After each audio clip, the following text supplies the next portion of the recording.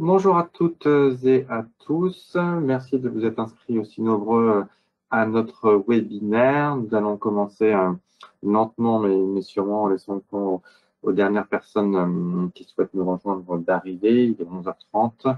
Nous allons donc pouvoir démarrer ce webinaire. Ce webinaire intitulé Digitalisation des formations IT. Comment conserver la qualité du présentiel tout en optimisant votre budget? C'est évidemment un sujet qui est particulièrement d'actualité actuellement, en particulier avec l'actualité qui rend compliqué de se rendre en centre de formation et d'y suivre les formations présentielles à laquelle nous sommes habitués. C'est aussi un sujet d'autant plus d'actualité en raison des contraintes budgétaires que la crise économique actuelle fait subir aux différentes organisations. Nous allons donc essayer d'aborder le plus concrètement possible ces deux aspects dans le cadre de notre présentation aujourd'hui, à la fois comment conserver cette qualité du présentiel et aussi optimiser vos budgets. Tout d'abord, nous allons nous présenter rapidement et afin que vous voyez un petit peu qui nous sommes, je vous propose de rapidement partager nos caméras. Je suis donc Édouard Gilbert, le responsable de l'offre IT, de l'offre pour les informaticiens et les techniciens informatiques chez ENI, et je suis accompagné de Marie Brunier, qui sera également intervenante pendant cette présentation.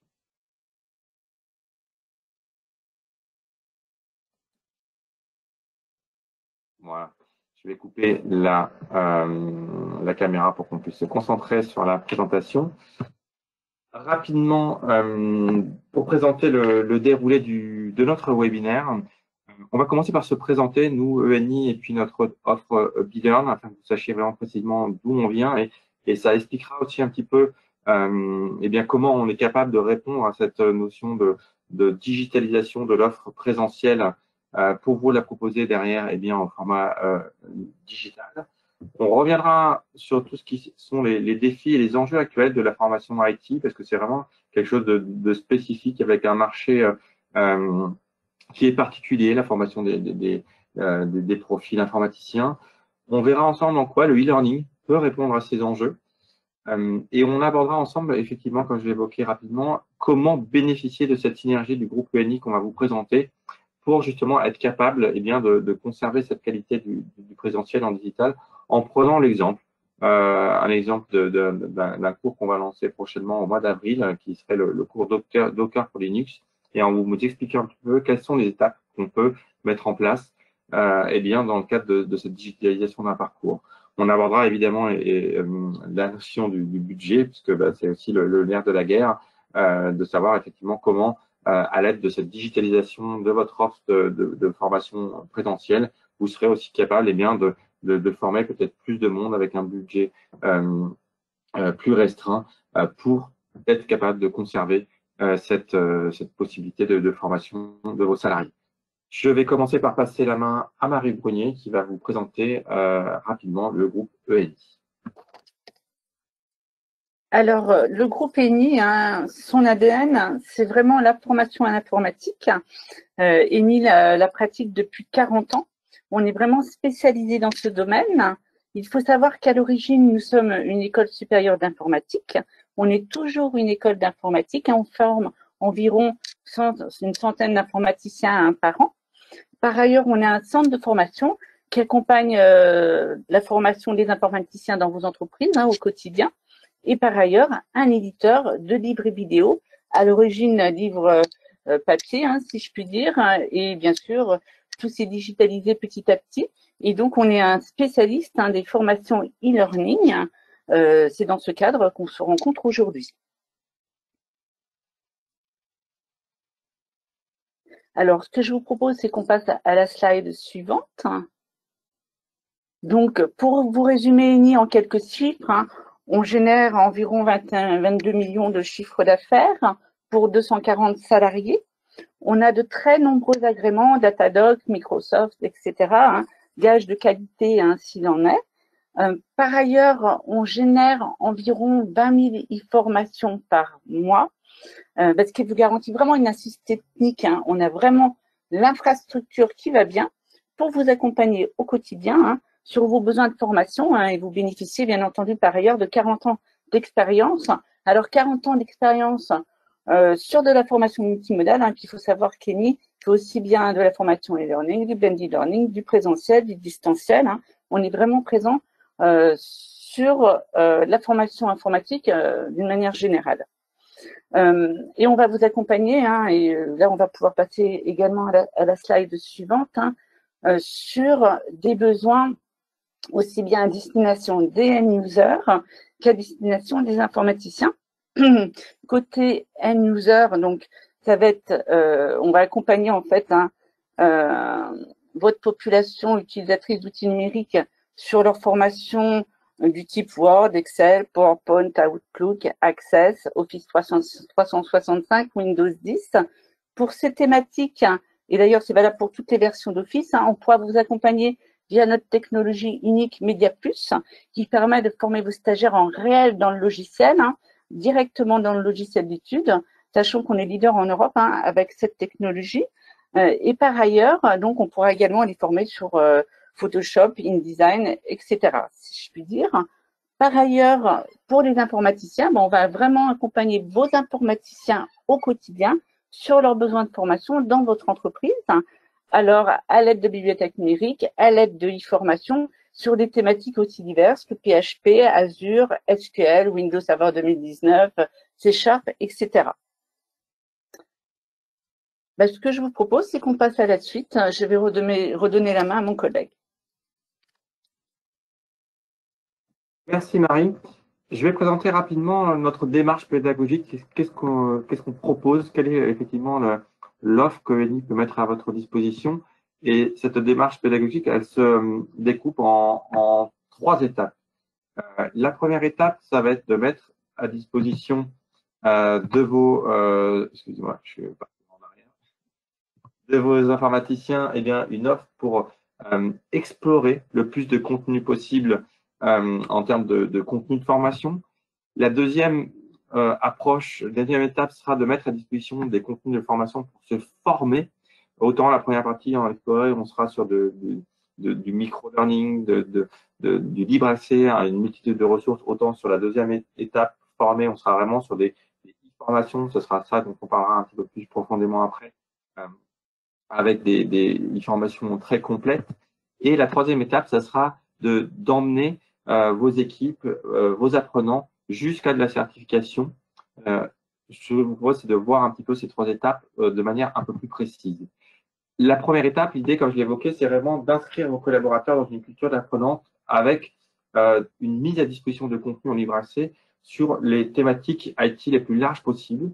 L'idée aussi, c'est de s'appuyer sur la démarche de maison d'édition qu'évoquait tout à l'heure Marie Brunier, avec vraiment un accompagnement de nos auteurs qui peuvent être soit des auteurs internes, soit des auteurs externes en fonction des thématiques qu'on va proposer, et de les accompagner pour être aussi dans la création des contenus, dans la relecture des contenus et dans la mise à disposition de ces contenus pour que vous soyez sûr de pousser en fait des ressources fiables à 100% dans ce mode de micro-learning ou de pick and choose en français, voilà, que ce soit en libre accès et que rapidement vos informaticiens puissent puissent se former au fur et à mesure et répondre à leurs questions. La deuxième étape qu'on verra un peu plus profondément par la suite, c'est vraiment cette notion de se former par la pédagogie sur des e-formations digitalisées qui vont allier à la fois de la théorie et de la pratique et des évaluations en cours de formation avec des vidéos de cours, des démonstrations des outils et des technologies, des quiz, des supports de cours et des livres numériques et aussi évidemment tout ce qui sera des TP avec des énoncés et les corrigés à télécharger. Surtout, si vous avez des questions, j'en profite. N'hésitez pas à les poser dans le cadre du chat. Nous y répondrons à la fin du webinaire. La troisième étape sera, pour le coup, évidemment, la possibilité de certifier vos collaborateurs, comme je l'ai évoqué tout à l'heure. L'idée, c'est d'être capable d'officialiser un niveau de compétence c'est aussi de booster l'engagement des apprenants, puisqu'évidemment, quand on a la possibilité derrière d'avoir une certification, c'est des choses qui vont amener effectivement à passer plus de temps en formation. C'est tout ce qui va être évidemment développer l'employabilité. Quand on a la possibilité de démontrer, de prouver son niveau, eh bien effectivement, ça permet d'aller plus loin. Et puis effectivement, pour les personnes qui sont sur le territoire français, ça sera l'occasion d'aller chercher du financement, soit sur la base de CPF, soit sur la base de FNE, etc. On en reparlera un petit peu plus tard, évidemment. Ce sont des sujets qui peuvent être importants aussi pour aider à financer les formations en interne. Je vais repasser la main à Marie Brunier qui va continuer sur la suite. Alors, vous le savez tous, hein, depuis mars 2020, on vit vraiment dans un contexte particulier dû à la crise sanitaire que nous rencontrons. Ce contexte nous amène à nous adapter, à adapter nos formations. Bien entendu, à faire beaucoup plus de distanciel que vous ne le faisiez par le passé. Il faut également prendre en compte l'inquiétude et la frilosité qui peut être celle des apprenants à se rendre dans un centre de formation. C'est sûr que le distanciel est plus sécurisant pour eux. Et par ailleurs, côté très positif, on bénéficie actuellement d'un cadre légal propice au financement des formations. Il ne faut surtout pas hésiter actuellement à prendre son téléphone, à appeler ses OPCO pour voir de quoi on peut bénéficier, puisque vous le savez, vous le savez, vous pouvez bénéficier. Il y avait eu le FNE pendant le confinement, vous avez le CPF, vous avez le plan de montée en compétences des stagiaires chaque année que vous pouvez mettre en place. Il y a vraiment beaucoup de financements actuellement à disposition. N'hésitez pas à appeler vos OPCO. Donc ça, c'est vraiment le contexte que nous vivons. Et je pense que vous serez d'accord avec moi, il y a vraiment une nécessité de se réinventer et de pouvoir proposer une offre de formation à distance. Alors, justement, on va pouvoir se poser la question et découvrir un peu quels sont les défis de la formation IT aujourd'hui. En fait, ils sont nombreux, puisque comme vous le savez, les services IT sont vraiment un endroit stratégique. Sans eux, on ne ferait pas grand-chose actuellement. Alors, ils sont victimes de leur succès, si je puis dire, avec des projets de plus en plus nombreux. Il faut qu'ils puissent réagir immédiatement. Ils sont extrêmement sursollicités et on peut partir du principe que prendre 3 jours pour un informaticien pour se former, c'est très difficile. Ils ont vraiment peu de temps, voire pas de temps en fait pour se former. Donc il faut vraiment trouver des solutions adaptées à ce contexte. Ce que je vous propose, c'est de passer sur la slide suivante. On va continuer à évoquer les défis de la formation IT. Je pense que d'ailleurs, la pénurie de profils IT, c'est quelque chose que vous rencontrez tous au quotidien, en fait, dans vos entreprises, qui fait que pour les personnes qui sont présentes en fait dans ces services, il y a besoin de monter en compétences rapides puisqu'on ne va pas forcément trouver le profil à l'extérieur qui va pouvoir répondre aux besoins ponctuels, qui peut être celui des services informatiques au quotidien. Donc, il faut vraiment avoir des outils qui permettent de les former en permanence. Par ailleurs, il y a une nécessité de fidéliser les collaborateurs. Et pour fidéliser les collaborateurs, la formation peut être un excellent moyen à mettre en place. Vous le voyez à l'écran, vous avez donc une étude de Michael Page qui évoque le top 5 des métiers émergents et les profils plus recherchés. Par ailleurs, on peut se poser la question, avec la crise sanitaire, comment ont évolué justement ces profils IT. Il faut savoir qu'à fin 2019, avant la crise sanitaire, 92% des entreprises envisageaient de mettre en place dans leurs entreprises un cadre informatique. Donc, il y avait vraiment un réel besoin de mettre en place des profils IT. On pourrait se demander 1 an après ce qu'il en est. Pour avoir discuté récemment avec une entreprise qui me disait que pour elle, les salaires des IT est toujours au même niveau, ce qui me fait dire que si les salaires sont au même niveau, il y a toujours cette problématique de pénurie de profils IT. C'est vraiment un contexte qui perdure malgré la crise sanitaire. Je vous propose qu'on passe sur la slide suivante. Il y a un autre défi qu'il faut prendre en compte, c'est s'adapter aux services informatiques. Il faut savoir que les informaticiens, leur problématique majeure, c'est de s'adapter aux nouveautés. Il y a une évolution rapide des technologies, ils doivent en permanence se mettre à jour. Par ailleurs, c'est un public très exigeant puisque, comme vous l'imaginez, ils ont déjà un certain niveau de compétence. Donc, il faut pouvoir répondre à ce niveau de compétence et avoir des contenus de qualité à proposer. Et par ailleurs, vous le savez tous, le coût des formations en informatique peut être très élevé. Donc, il faut également prendre ce paramètre en compte. Ce que je vous propose, c'est de passer à la slide suivante. Et du coup, je vais redonner la main à mon collègue. Merci Marie. Donc effectivement, face à ces défis qui sont spécifiques à la formation des équipes IT, les enjeux vont être de former efficacement l'ensemble de vos informaticiens. Donc ça va être effectivement, comme on l'évoquait avec cette idée de notion de culture d'apprenante, de permettre un accès au plus grand nombre par rapport aux formations.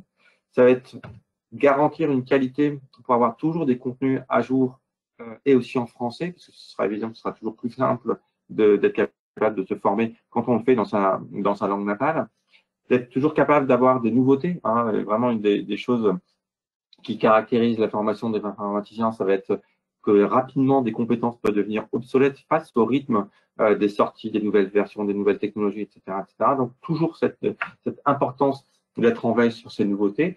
Ça va être éventuellement pour les plus grandes structures d'entre vous d'avoir la possibilité de se connecter sur un LMS pour être capable de centraliser à la fois vos outils RH et puis vos outils de formation sur tout ce qui va concerner ces profils. Ça va évidemment d'être capable de conserver l'efficacité et la qualité pédagogique du présentiel dans le cadre de votre offre de formation en ligne. Tout ça, ça sera effectivement aussi des enjeux d'ordre de former vos informaticiens sur ces nouvelles technologies, d'attirer, de fidéliser les talents, puisque évidemment maintenant, les talents dans le domaine de l'informatique vont régulièrement s'interroger sur telle entreprise me permettra-t-elle de continuer à développer mon savoir. Et donc effectivement, la possibilité des formations que vous offrez pourra jouer dans le choix ou pas d'un employé. Ça sera effectivement tout ce qu'on évoquait de ces notions de booster l'engagement, de conserver leur employabilité et évidemment aussi de réduire les coûts. Je vais repasser la main à Marie et on va vous faire travailler un petit peu pour savoir un peu où est-ce que vous en êtes de votre côté. Alors, à vous de jouer. Vous pouvez répondre dans le chat. Avez-vous déjà mis en place un projet e-learning au sein de votre établissement? Oui, non, à l'étude. On vous laisse répondre et on va donc analyser vos réponses en live. Donc, n'hésitez pas à sélectionner une réponse.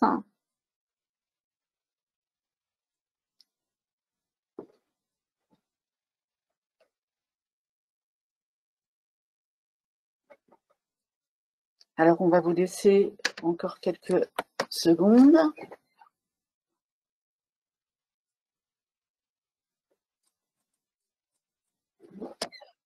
Alors,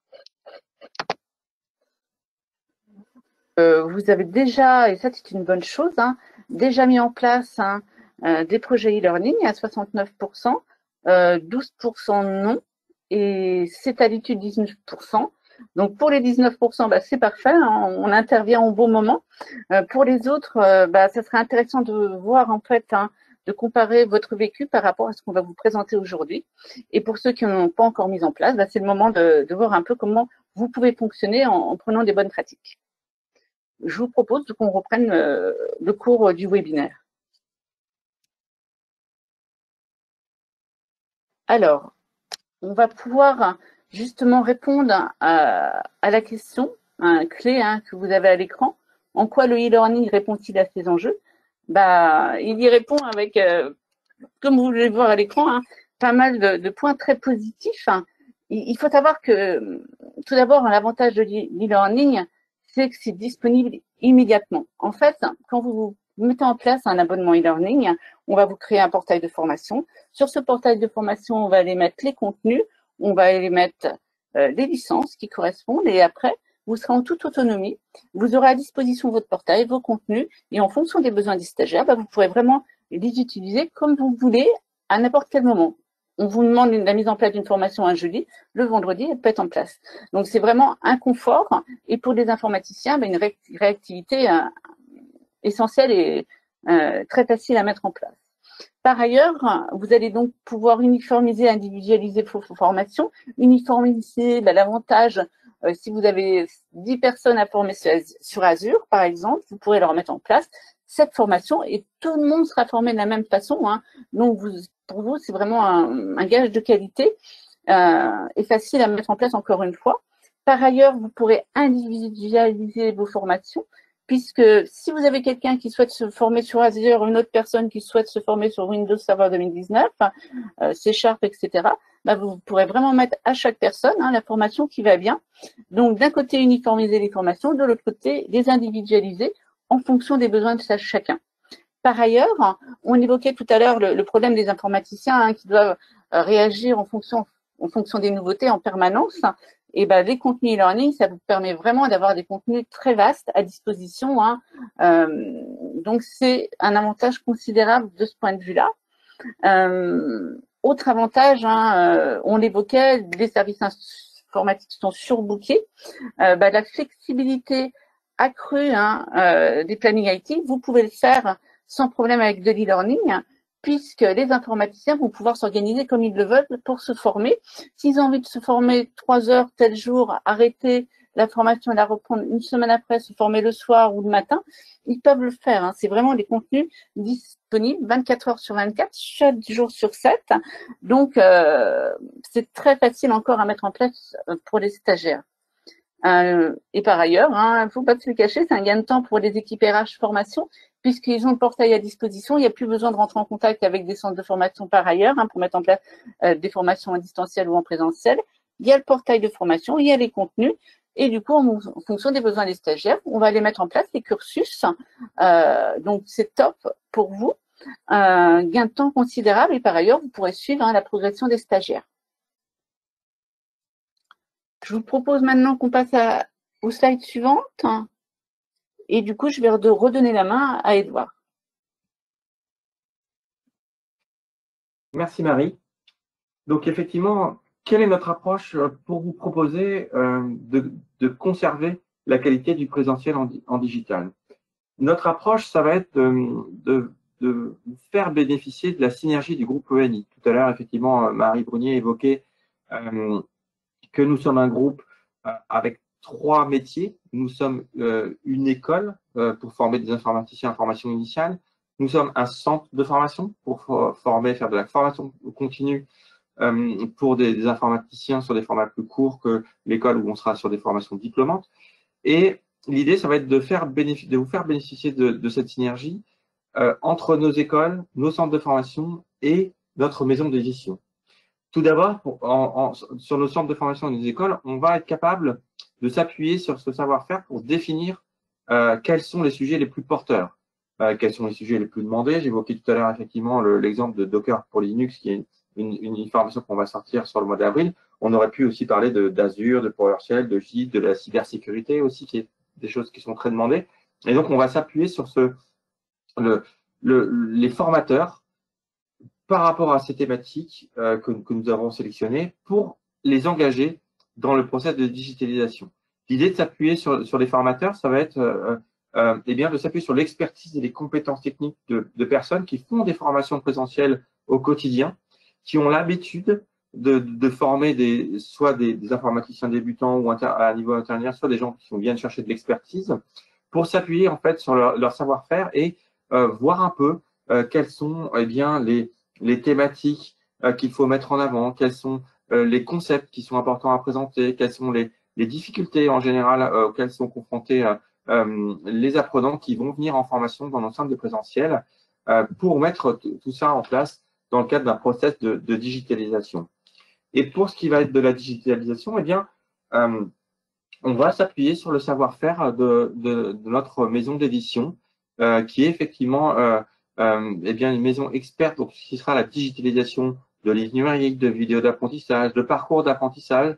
Et pour ça, on va mettre en place eh bien, tout un planning de tournage autour de la digitalisation d'un parcours pour, comme je l'évoquais, eh bien, reprendre au format vidéo tous les concepts qui normalement sont présentés en classe et en appuyant effectivement, en insistant effectivement sur les points les plus importants, ceux qui éventuellement posent problème aux apprenants et afin de les reprendre.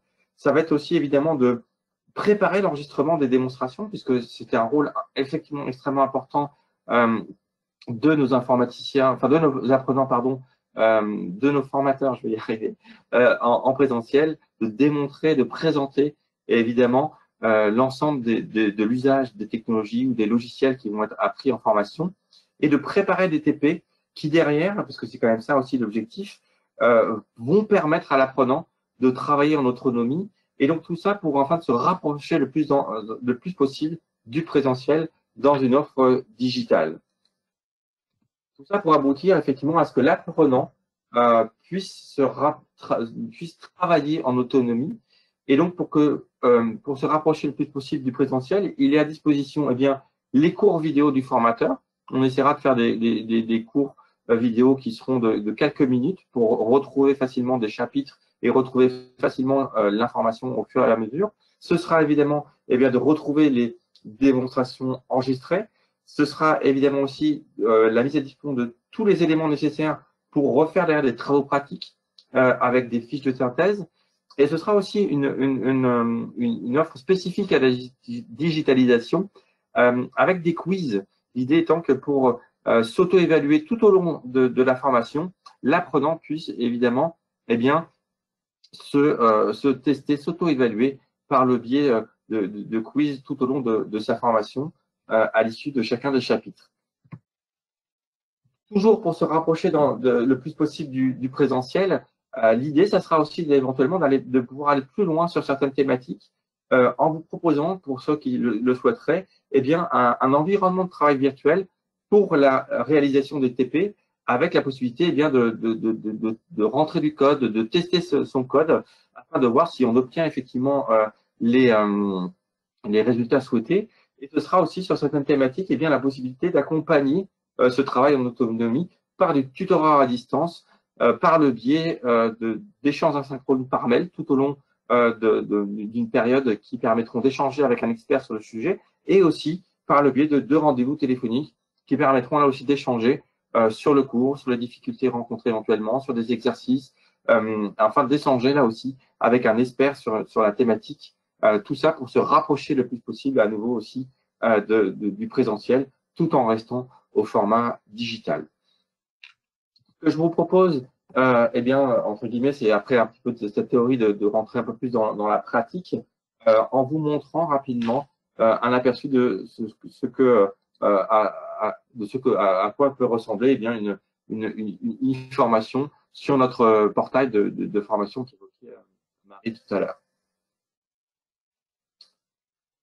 Donc, c'est en train de charger. Vous allez voir très rapidement la page qui va s'afficher avec l'entrée sur le portail de formation.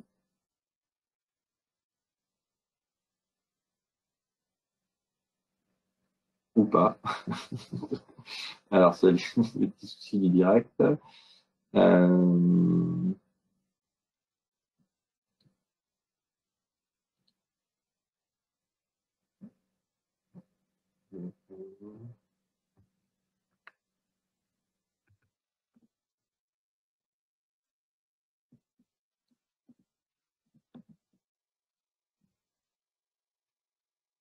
Voilà, nous y sommes arrivés.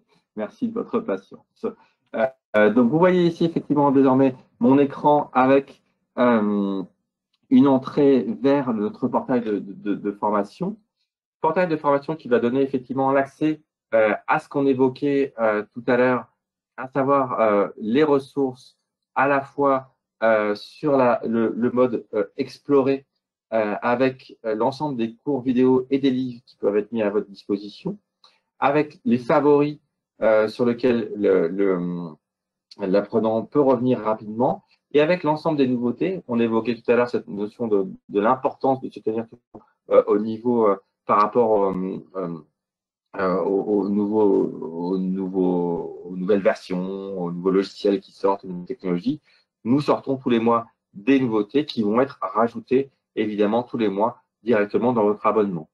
Par rapport aux e-formations, pour creuser vraiment ce point-là essentiellement, vous voyez ici différentes e-formations qui peuvent être proposées. On retrouve effectivement des thématiques qu'on a évoquées, comme effectivement la notion de cybersécurité qui, chez nous, va faire l'objet de la sortie de 12 e-formations d'ici le mois de juillet pour creuser vraiment ce point qui est important. Des thématiques comme Azure, que j'évoquais tout à l'heure, ou par exemple une thématique comme Java, qui va permettre effectivement de se former sur un sujet.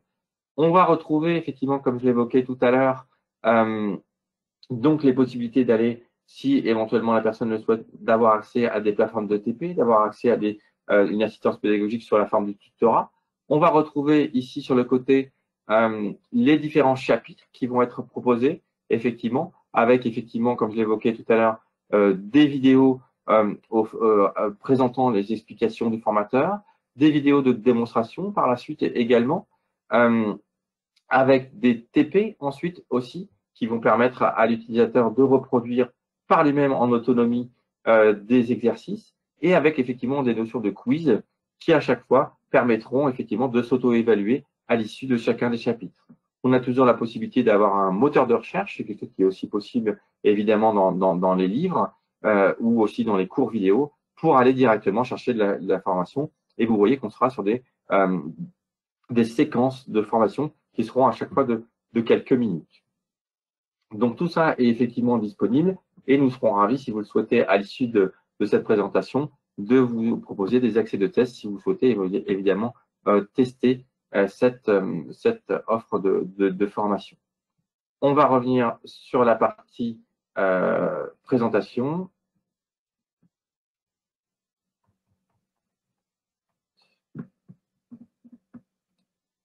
Et on va vous faire travailler un petit peu, en fait. Il est temps maintenant de parler budget, le nerf de la guerre. Je pense que vous rejoindrez tous. Donc, c'est à vous. Vous allez pouvoir faire comme tout à l'heure, en répondant sur le chat à la question suivante. Quel est, selon vous, le coût moyen par personne pour une formation IT e-learning?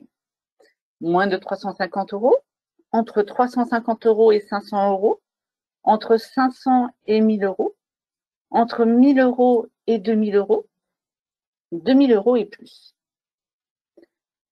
Nous vous laissons répondre et on va débriefer, comme on a pu le faire tout à l'heure, de vos résultats. Donc, sachant que ça reste une question clé dans la mise en place de vos budgets au quotidien. Encore quelques secondes. Et voici les résultats. Alors, moins de 350 €, 24%. Entre 350 et 500 €, 32%. Entre 500 et 1000 €, 24%. Entre 1000 et 2000 €, 20%. Et 2000 et plus, 0%, ce qui ne nous surprendra absolument pas. Je vois que vous vous posez pas mal de questions sur le coût en fait des formations e-learning en IT, puisque moins de 350 €, 24%, entre 500 000 et 1000, 24%, 32%. Donc vraiment, vous estimez que ça peut aller de 350 à 1000 € à peu près, voire même un peu plus. Suivant les réponses qui sont données, ce que je vous propose, c'est qu'on rentre dans le vif du sujet avec la prochaine slide et qui va, j'espère, vous aider à y voir beaucoup plus clair. Alors, le e-learning, sachez-le, c'est une économie considérable pour vos budgets de formation. C'est vraiment quelque chose dont il faut que vous en soyez vraiment conscient. Tout d'abord, le e-learning, c'est vraiment un modèle économique différent de celui que vous pratiquez au quotidien avec le présentiel. On est sur des abonnements SaaS qui sont valables 1 an. Vous êtes en illimité. Vous pouvez mettre autant de cours que vous voulez à vos stagiaires et plus vous en mettrez, moins le coût sera élevé. Je pense que vous rejoindrez là-dessus. Les contenus sont accessibles 24 heures sur 24, 7 jours sur 7 pour un nombre donné de users. Donc ça, c'est vraiment le fonctionnement d'un abonnement e-learning. Si vous rapportez le coût de cet abonnement à un user, donc un abonnement pour un user à l'année, bah, sachez que ça revient moins cher qu'une journée de présentiel pour ce même user. Donc, inutile de vous dire que c'est une économie considérable que vous pourriez faire pour chaque personne ayant besoin de se former en informatique. Donc, vraiment, n'hésitez pas à prendre en compte le e-learning dans vos budgets de formation, dans vos plans de formation. Je vous propose maintenant qu'on passe à la slide suivante qui va vous permettre de voir un peu les plus que vous devez prendre en compte pour calculer au mieux vos budgets, des choses auxquelles il faut penser. Tout d'abord, le nombre de collaborateurs des services concernés. N'hésitez pas à avoir une vision globale de vos besoins pour l'entreprise dans sa généralité. Je vous donne un exemple. Très souvent, on est contacté par un service, deux services qui ont des besoins, mais pas par le service RH qui gère tous les besoins de la société. Donc là, dans ces cas, ça serait très intéressant qu'ils voient, au lieu de voir pour un service, qu'ils voient vraiment au global les besoins de leur société. Plus vous mutualiserez les projets, plus ça limitera les coûts. C'est quelque chose de clair. Donc, n'hésitez pas à voir au global quels sont vos besoins et en tenant compte des thématiques recherchées. Donc, côté IT, développement, système et réseau, etc. Mais n'hésitez pas à voir aussi les besoins end-user, puisque, par exemple, pour notre structure, on forme sur tout ce qui est informatique. Donc, on va aussi bien accompagner des end-users que des informaticiens. Donc, en globalisant vos besoins, bien sûr, vous optimiserez d'une manière plus efficace votre budget. Donc, n'hésitez surtout pas. Autre point à prendre en compte, et ça c'est très important, je vous le disais tout à l'heure en début de webinaire, n'hésitez pas à prendre votre téléphone, à appeler votre OPCO, voir quel financement vous pouvez obtenir dans la mise en place de votre plan de formation. C'est vraiment quelque chose d'essentiel actuellement. Vous bénéficiez d'un contexte qui fait que les financements sont intéressants, CPF, FNE, plan de montée en compétences des stagiaires. N'hésitez pas, c'est vraiment le moment de se poser avec son OPCO et de voir en fonction de ce qu'on souhaite mettre en place, comment on peut faire financer tout cela. Par ailleurs, il faut aussi avoir une organisation efficace en interne. Il va falloir créer une émulation. Il va falloir que le stagiaire ait vraiment du temps alloué et qu'il sache qu'il a ce temps alloué.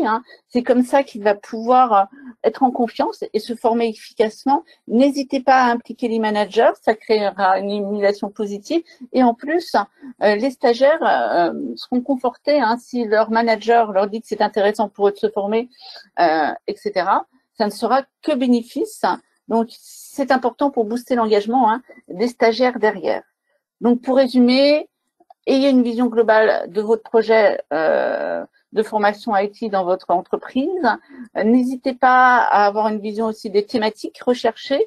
Voyez avec votre OPCO, ça reste quelque chose aussi d'essentiel, et validez l'organisation interne que vous souhaitez mettre en place. Avec tous ces éléments, normalement, vous devriez pouvoir optimiser au mieux votre budget en faisant appel à l'e-learning. Et je vais repasser la main à mon collègue pour la fin de ce webinaire.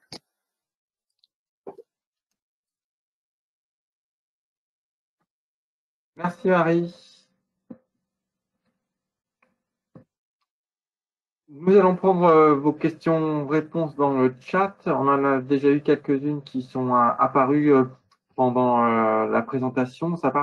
Les questions sont surtout autour de la notion d'abonnement. Nous fonctionnons avec des abonnements annuels. L'idée, c'est qu'effectivement, vous fonctionnez avec un nombre d'utilisateurs pendant l'année, nombre d'utilisateurs nominatifs, qui vont vous permettre après, derrière, d'avoir accès, qui vont vous donner accès à l'ensemble des formations, comme l'évoquait Marie. L'idée, c'est qu'effectivement, vous ayez accès, en fait, par rapport à l'offre que je présentais, aux deux aspects, la partie 1, explorer, et la partie 2, former. C'est-à-dire qu'on a à la fois l'accès sur la partie libre accès, tous les livres numériques, toutes les vidéos d'apprentissage, et à côté aussi ces notions de e-formation. Pour nous, e-formation, l'idée, c'est que ça va vraiment être un parcours extrêmement construit avec une offre de formation qui fera à la fois des vidéos, à la fois des exercices, à la fois des démonstrations, à la fois des TP, de mise en pratique, et qu'on sera vraiment sur en termes aussi de volume horaire, sur des choses qui vont prendre voilà, plutôt 20 heures, 30 heures, plutôt que 1 heure, 2 heures pour des cours vidéo sur un sujet, et que là, on va vraiment être sur une montée en compétences très précise, très approfondie pour un utilisateur. Et l'idée de nos abonnements, c'est de vous proposer ces deux visions au sein de l'abonnement, avec aussi, comme je l'évoquais dans le cadre de ces abonnements, comment dirais-je, eh bien, l'accès à toutes les nouveautés qu'on va offrir pendant l'année pour être toujours dans cette notion de veille technologique, être capable d'avoir toujours les dernières versions le plus à jour possible. Et puis, c'est d'essayer effectivement voilà, de se rapprocher de cette notion qu'on peut retrouver dans l'échange au sein du présentiel. Est-ce qu'il y a d'autres questions qui émergent éventuellement de votre côté?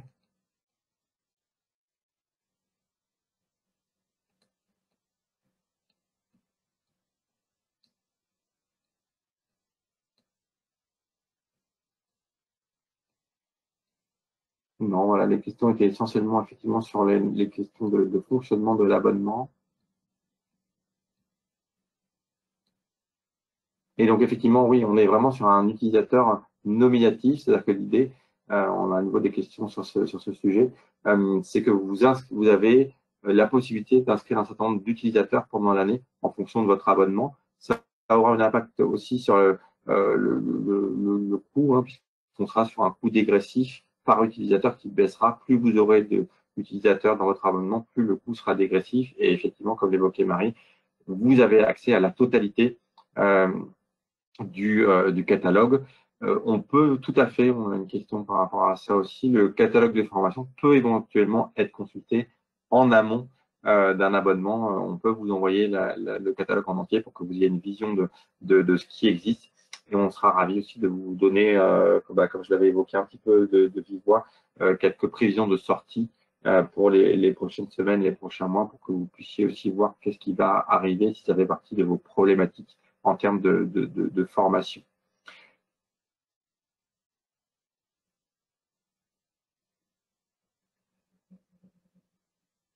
Alors, on me demande si on peut changer d'utilisateur aussi en cours d'année. L'idée, c'est que vous avez un certain nombre d'utilisateurs qui sont inscrits. Vous pouvez utiliser ces utilisateurs et quand vous en inscrivez un nouveau, vous utilisez un de ces sièges. On ne va pas pouvoir changer d'utilisateur dans le sens où vous allez avoir à disposition une interface dédiée pour être administrateur de la plateforme, pour faire le suivi, pour avoir la mise à disposition. Et donc, en fait, une fois que le siège est attribué, vous avez la main sur ce siège et vous avez l'historique de tout ce siège. Donc, l'objectif, c'est pas d'écraser les sièges au fur et à mesure, parce que vous allez avoir envie de conserver la main sur cet historique pour savoir ce que les personnes ont fait, quelle a été leur avancée, l'intégrer dans votre plan de montée en compétences. Voilà, donc effectivement, les sièges sont nominatifs et un siège attribué à une personne lui permettra d'avoir accès au nombre de e-formations et que vous souhaiterez lui pousser et à l'ensemble de l'offre de livres numériques et de cours vidéo. Sachant qu'effectivement, comme je l'évoquais avec vous tout à l'heure, vous avez la possibilité, si vous souhaitez, de brancher notre plateforme sur un LMS, si vous souhaitez centraliser la totalité de votre offre RH et formation sur votre LMS. Et dans ce cas-là, nos contenus de formation seront exportés par le biais d'un export SCORM dans votre plateforme LMS, à partir du moment où la plateforme LMS est standard et qu'elle répond aux critères habituels du marché et qu'elle suit la norme SCORM, il n'y a pas de souci. Nous faisons régulièrement des intégrations avec Talentsoft, Cross Knowledge, Cornerstone, avec Moodle, voilà, toutes les plateformes habituelles du marché qu'on peut rencontrer la plupart du temps.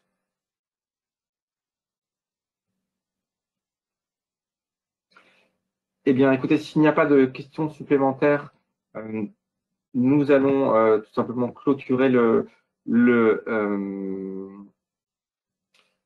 le webinaire en vous remerciant à nouveau de votre participation. N'hésitez pas à revenir vers nous par mail si vous souhaitez avoir un accès de démonstration ou si vous voulez qu'on vous remontre plus précisément la plateforme. Nous serons ravis de faire cela, ou si vous souhaitez avoir aussi l'accès au catalogue, comme on l'a évoqué. Vous recevrez de toute façon un replay du webinaire par la suite. Encore merci beaucoup pour votre attention et au plaisir d'échanger à nouveau si vous avez des questions, soit par mail, soit par téléphone, soit par Teams. Merci à tous.